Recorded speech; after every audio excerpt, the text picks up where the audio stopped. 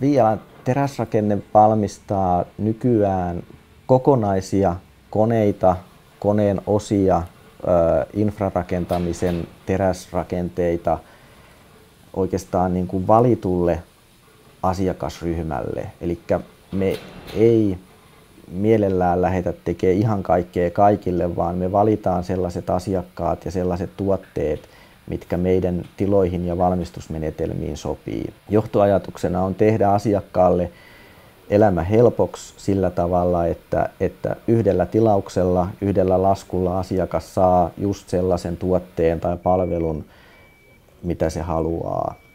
Suurin osa meidän asiakkaista on sellaisia, jotka valmistaa koneita tai laitteita yksittäiskappaleina tai pienissä valmistuserissä. Eli tämä laite, mikä on lastauksessa, niin tämä on näitä Vammaksen lentokenttäaurojen harjalaitteita. Tämä on suurin malli, mitä ne valmistaa. Sen harjausleveys on 5,5 metriä kiitorataa kerralla. Ja näitä on nyt valmistettu kokoonpantuna. Tämä on 7. laite, mikä meiltä valmistuu ja 2 on vielä tilauksessa tälle vuodelle. Ja sen jälkeen ruvetaan tekemään pienempiä laitteita. Onko tässä nyt vielä jotain semmoista epäselvää tai tekemätöntä? Ei tässä epäselvää. Mä oon koulutukseltani konerakennustekniikan DI ja uran alkutaipaleet oli tuolla niin kuin hydrauliikka-maailmassa, eli paperitehtaiden hydrauliikan kunnossapitoa Suomessa ja Iso-Britanniassa ja sen jälkeen teollisuushydrauliikkaa valmistavassa yrityksessä tuolla Lounais-Suomessa niin 5 vuotta. Täällä oli 16 työntekijää ja 2 yrittäjäkaveria, ketkä olivat päättäneet, että nyt alkaa riittää ja eläkeikä häämöttää ja halusivat löytää firmalle sellaisen jatkajan, joka niin kuin jatkaa sitä eikä niin kuin siirrä muualle tai lopeta. Alkoi tuntua, että haluaa kokeilla omia siipiään ja omaa osaamistaan ja sitä, että miten sitä oikeasti sitten niin kuin itsenäisenä pärjää. Turvatikas-firma päätti 2 viikkoa yrityskaupan jälkeen, että he siirtää tuotannon kokonaan toiselle konepajalle, jolla oli niin kuin heidän mielestään paremmat valmiudet viedä ja kehittää sitä tekemistä.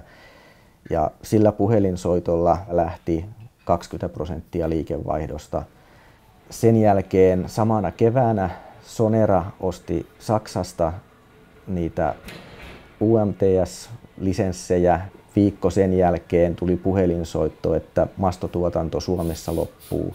Ja sillä puhelinsoitolla meiltä lähti 30-40% liikevaihdosta niin kuin välittömästi. Et meillä niin kuin sen kevään aikana sukelsi liikevaihto tai laskutus varmaan puoleen siitä, mitä se oli aikaisemmin. Ja silloin tuli tällainen niin kuin konkreettinen herätys, että nyt täytyy keksiä uusia töitä nopeasti uusilta aloilta. Ja sitten lähdettiin niin kuin ihan järjestelmällisesti etsiä konerakennuspuolen asiakkaita lähiseudulta ja kauempaa. Et haluttiin ihan selkeästi hakea niin kuin uusi tukijalka täältä infrarakentamisen niin kuin ulkopuolelta. Ja sitä kevättä mä oon niin kuin itse pitänyt itselläni sellaisena niin kuin konkreettisena yrittäjäkorkeakouluna, että ihan vihreä kaveri uudella alalla ja puolet liikevaihdosta lähtee ja sit ruvetaan siitä niin kuin pohtimaan, että miten tämä niin kuin nostetaan uudestaan ylös, niin tiukkaa oli, mutta kyllä siitä selvittiin. Tällä hetkellä meidän vahvuus on noin 20, eli meillä on tällä hetkellä 18-19 henkeä töissä plus sitten minä. Meillä on tällä hetkellä 2 suunnittelijaa, mitkä tekee töitä SolidWorksilla 3D-maailmassa ja sitten on lujuuslaskentaa mahdollisuus ja erilaisia tuotesimulointijuttuja. Se tuntuu olevan niin kuin merkittävä etu monillekin, tai merkittävä asia monillekin asiakkaille, että toimittaja pystyy suunnittelemaan valmiita tuotteita tai sitä ainakin jeesaa niissä yksityiskohdissa. Tällainen niin kuin kokonaispalvelun merkitys lisääntyy jatkuvasti.